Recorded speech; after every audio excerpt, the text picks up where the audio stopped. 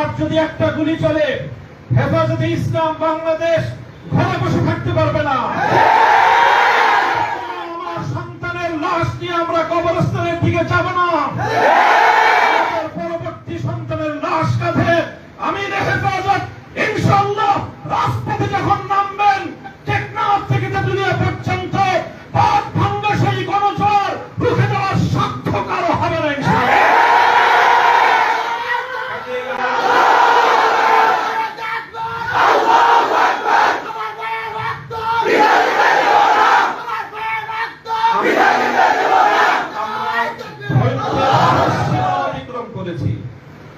পরিস্থিতি এভাবেই যদি চলতে থাকে, আর যদি আমাদের দেশের জনগণের নিরাপত্তার দায়িত্বে নিয়োজিত আইন শৃঙ্খলা রক্ষাকারী বাহিনী বুলেট যদি আর বন্দুকের নল থেকে আরেকটি বুলেট ছুড়ে, তাহলে বাংলাদেশের পরবর্তী কোন অভ্যুত্থান অবশ্যম্ভাবী হবে।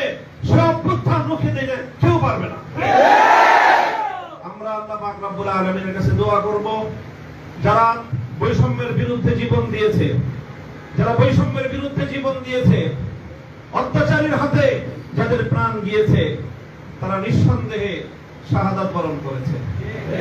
কাজেই সেই শহীদদের আত্মার মাগফিরাত শুধু নয়, বরং শহীদদের শাহাদাতের কবুল হওয়ার জন্য আমরা দোয়া করব আল্লাহর কাছে। এবং সেই শহীদদের উসিলায় আল্লাহ যেন আমাদের আগামী প্রজন্মকে এভাবেই সকল বৈষম্য, জুলুম, অবিচার, অন্যায়ের বিরুদ্ধে রুখে দাঁড়াবার এক অদম্য সাহস যেন আল্লাহ পরবর্তী প্রজন্মের বুকে বুকে দান করেন, সেই দোয়া ইনশাআল্লাহ আমরা করব। ওয়া আখিরু দাওয়ানা আলহামদুলিল্লাহি রাব্বিল আলামিন।